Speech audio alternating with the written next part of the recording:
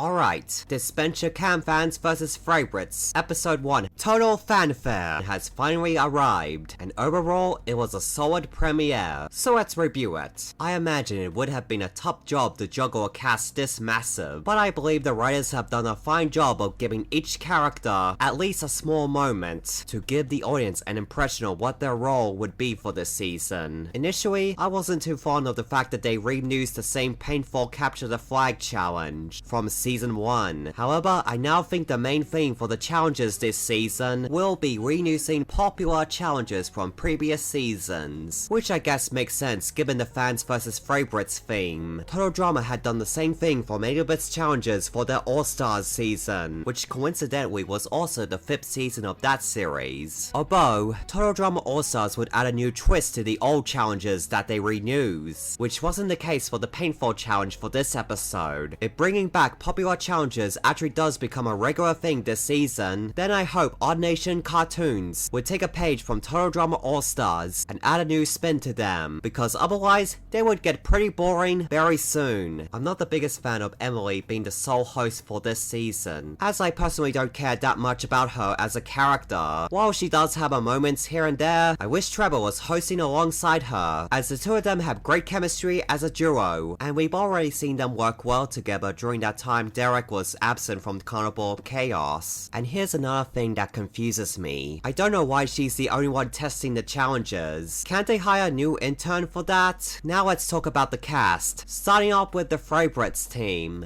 Most of them are not given much screen time, which makes sense, given that the new contestants need more focus for now. But like I said earlier, there are little moments that give a solid idea of what direction the writers are taking with them. Alec and Fiore are given plenty of focus, with the two of them feeling as though they are on the bottom of the team, and are now currently trying to scheme their way into a power position. Given how much screen time is given to this plotline so far, I have a strong feeling that they're gonna succeed. Plus, I'm just glad to see these two working together as a duo again. Another major focus is the Cyan 2.0 alliance, consisting of Tom, Gabby, Aiden, and Lake. And right out of the gate, they made a massive error by being so public about how tight they are, instead of attempting to downplay their camaraderie. It's fairly clear that they are going to be perceived as the power alliance of the team, and that a major plot point would be their inevitable downfall. While it's fine if Tom, Gabby, and Aiden get booted early, as they've already got plenty of screen time already. However, I really hope that this doesn't hurt Lake's game, as she is one of the favorites who I'm rooting for. We also get to see Ali and Benji bonding, which was obviously going to happen at some point, and my prediction of them playing the middle might be correct, as there was that one moment of Benji looking suspiciously at the Cyan Alliance, but we also see him and Ali hanging out with them towards the end of the episode. I also find it interesting how, just like with Hunter, Benji's friendship with Ali starts off with him mentioning that he watches her gaming streams. Spencer doesn't get much screen time, which makes sense since he stated that his game plan is to lay low and observe. Plus, it seems like his budding friendship with Benji that was established in the motel episode of last season is continuing. Natalia's position seems questionable, as we see her pulling Gabby away from Tom in the intro, which implies that she'll play a role in the downfall of the Cyan Alliance. But at the same time, her reputation as a flipper is still in the minds of her fellow teammates, as seen with Alec being wary of her. And finally, there's Rosa and Anastasia, who don't get much focus, but there is definitely some setup for the two of them. There seems to be something on Rosa's mind that's bothering her, which I'm sure will be developed further. My guess is that it's related to the fact that she seems to be intentionally distancing herself from the Cyan team, which is a good move, as she probably realizes that they're going to be a target. We also get a small moment of Anastasia helping Rosa start a campfire, showcasing how she's trying to be less hostile this time around. Now let's move on to the fans team, and already they made an excellent first impression. Evie is freaking hilarious, with how oblivious she is in every situation she's in. Well,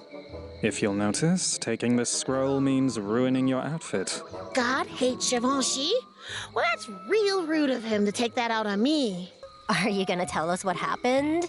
Aw, man, he wasn't single. Talk about a waste. Maybe he's gay. Finn is also a favorite of mine right out of the gates, as he's extremely entertaining as a theatrical, yet villainous gay who already has tons of memorable quotes. Oh my god! Tom? Babe, if anything happens, just remember, we agreed he was my hall pass. Oh, I'm so sorry. I'm not. I can also see that oddnationcartoons had taken inspiration from Total Drama's Bowie and Julia for his friendship with Ara. Oh my god, we should stop laughing. We're so mean. Oh my god, we're so mean. Who surprisingly doesn't get as much focus, which to be fair, it's understandable. I mean, it's Finn that she's paired up with, and there's no way in hell you can outstage a bitchy diva like him. Still though, I'm sure there's still more we have yet to see from Ara. Bruno so far has proven that he's a super fan who is in way over his head. I practiced my handwriting for this. Why did I say that? With his attempts at using his knowledge of the show to his advantage, falling flat. However, he still has plenty of main character energy. Dunya and Nura are both very enjoyable characters so far, and they have a fun dynamic with the two of them butting heads over the fact that one's a realist and the other unironically claims to be a witch. And as for Aubrey, a congratulations is in order for her, for being the first woman on Disventure Camp to be the first boot of a season. And yeah, to address the elephant in the room, my prediction of her being a dominant social player was completely wrong. Instead, she ended up being hostile towards certain people based solely on their star signs. Close. A Scorpio. Oh, Alec?